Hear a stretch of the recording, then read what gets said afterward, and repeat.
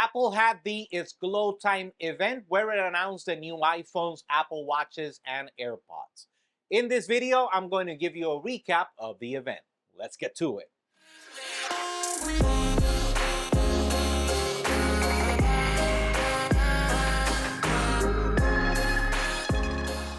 Starting with the Apple Watch Series 10, Apple decided to make this both larger and thinner than ever before.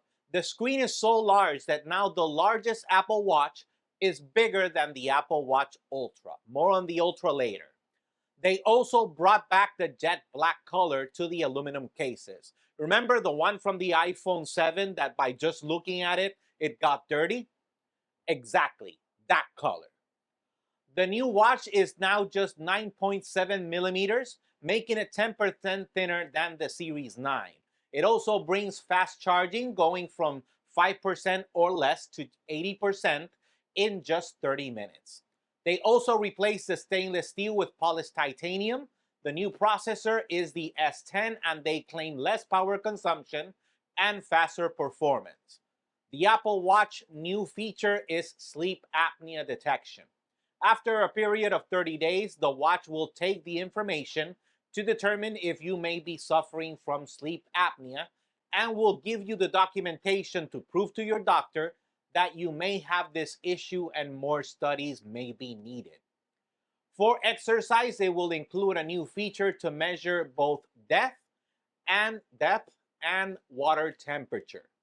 Now to the Apple Watch Ultra that for whatever reason did not get updated.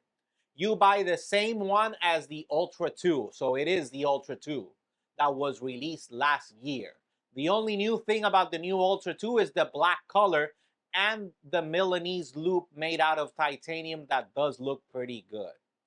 Now they did specify that it will bring new features or the same new features mentioned on the Series 10. So that means that the Series 9, considering that it has the same chip, will also be able to run those features. The Apple Watch Series 10 will start at $399 for the 42 millimeter and $429 for the 46 millimeter in aluminum, $699 and $749 for the titanium. The Apple Watch Ultra will start or continue to be $799. Apple also announced the AirPods 4 with noise cancellation. Wait, didn't you need the rubber tips for this? And this is a different version from the AirPods 4? Okay, now I'm just confused. It will also bring conversational awareness, where the AirPods will lower the volume of what you're listening to in order to be able to hear the person talking to you. The case has now been updated to have USB-C connector, but you can also wireless charge. For those interested, the AirPod 4 is $129 and $179 for the noise cancellation. Now, for whatever reason, Apple continues to neglect the AirPods Max, only giving it a new set of colors and USB-C. No internal update at all. And they still cost $549. I think that they have just basically given up on the idea of the AirPods Max. Although when I went to New York, every other person that I saw walking down the street was wearing a pair. And in the store, I actually remember that there was one sales rep that was carrying like 4 or 5 to make a sale. So they are selling pretty good, at least in New York. But maybe it's just there, considering how high the cost of living is in New York. They didn't update the AirPods Pro, but they will be giving it a new feature that you can use them as professional hearing aids. You can even test your hearing to determine if you might need to see a doctor. Now let's move on to the iPhone 16s, starting with the regular and the Plus models. That will get a new design to the camera housing, and the camera, as rumored, has been changed so you can record spatial video. You know, for the 4 or 5 of you that are willing to spend the $3,500 on the Apple Vision Pro but just want the cheap iPhone. That idea to me was just ridiculous, but I gotta admit, not having the square for the lenses anymore does look really good. It does give you kind of iPhone 10 vibes. They brought the action button to these versions and the new camera control area on the side of the lock button.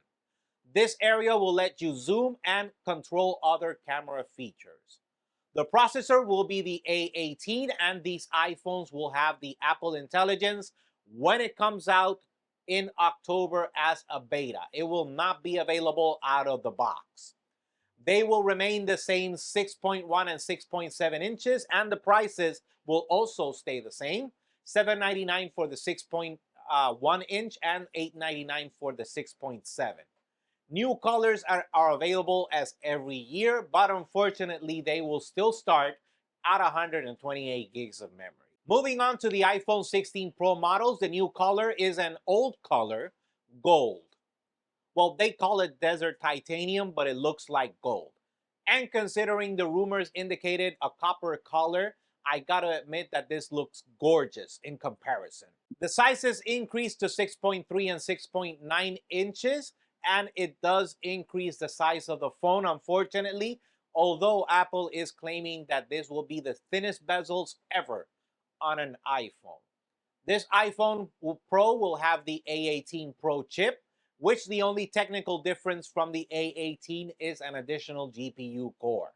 They claim 20% better graphics performance over the A17 Pro and up to 15% faster CPU performance.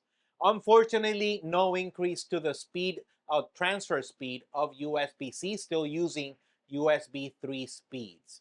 Now, the camera changes is where the Pro actually starts to separate itself from the regular iPhone. Now you can edit the picture to just change some areas or colors of the image. But what's even more impressive is that you can do it while taking the photo, so you can see how your image will look before you take it. Other changes is that you will now be able to record in 4K 120 FPS, Dolby Vision, ProRes, or HDR.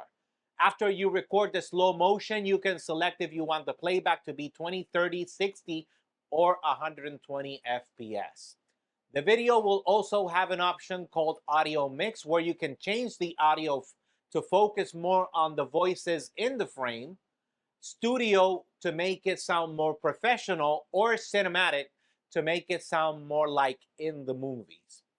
The prices will remain the same, $999 for the 6.3 inch and $1199 for the 6.7, although that $999 is for just 128 gigs and the $1199 will start at 256 gigs.